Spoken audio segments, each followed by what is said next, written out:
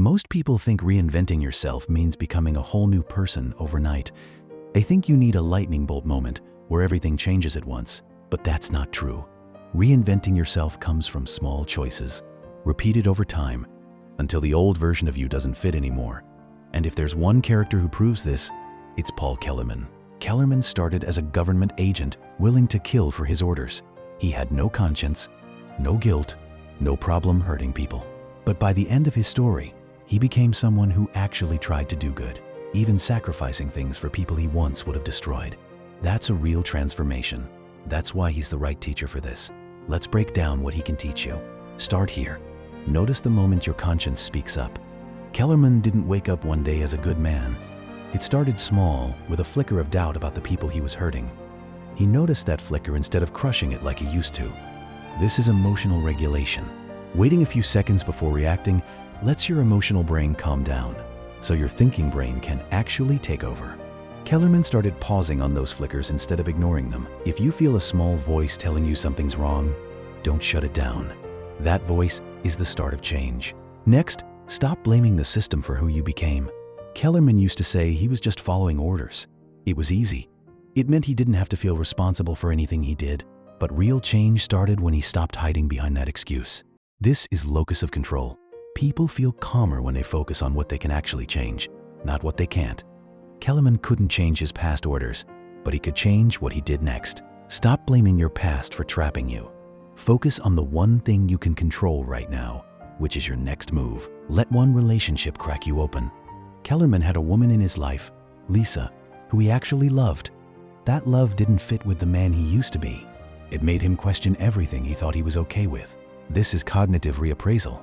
Your brain can lower stress just by relabeling a situation as a challenge instead of a threat. Kellerman started seeing his old life as the threat and his new one as the challenge worth fighting for.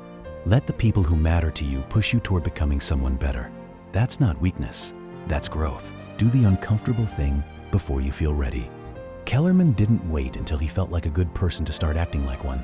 He made hard choices while he still had all his old habits pulling at him. This is self-efficacy. Believing you can handle a problem actually makes you more capable of handling it. Kellerman acted his way into being different instead of waiting to feel different first. You don't need to feel ready to change. Just start acting like the person you want to become. Expect the guilt and let it work for you instead of against you. Kellerman carried real guilt for the people he hurt. It never fully left him, but instead of drowning in it, he used it as fuel to make better choices going forward. This is rumination versus action. Replaying a problem in your head over and over just increases the stress. Taking one small action instead actually reduces it. Kellerman stopped replaying his past mistakes and started doing something different with his present. If guilt is eating you alive, don't sit with it. Turn it into one small action today. Cut ties with the version of you that no longer fits. Kellerman had to walk away from the people and the life that once defined him. That wasn't easy. Old loyalties don't just disappear because you decide to change. This is trust calibration.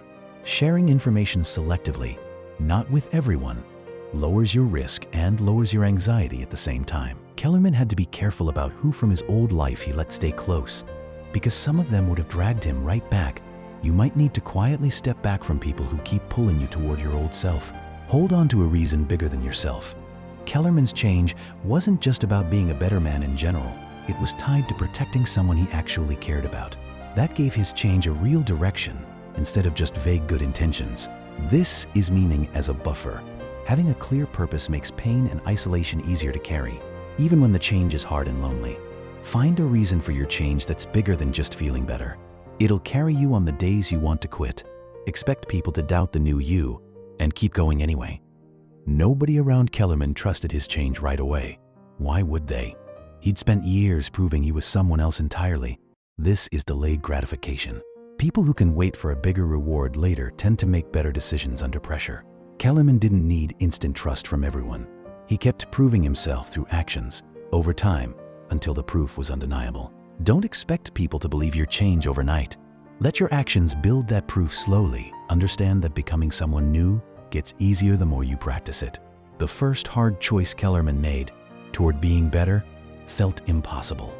The 10th one felt almost natural. This is habituation. Repeated exposure to pressure makes future pressure feel smaller and more familiar. Because your mind learns it can handle it. Every rep of doing the right thing made the next rep easier for Kellerman. The version of you that you're building gets stronger every time you choose it. Even when it's hard, here's the real root of what you're struggling with. It's not that you're stuck being who you've always been. It's that you keep waiting for permission or proof before you start acting like someone new. Kellerman proves you don't need either. You just need to start.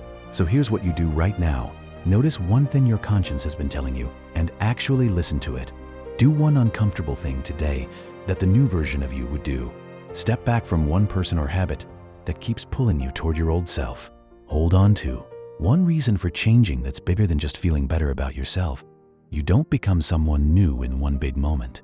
You become someone new one small choice at a time, until one day you look back and realize you already are.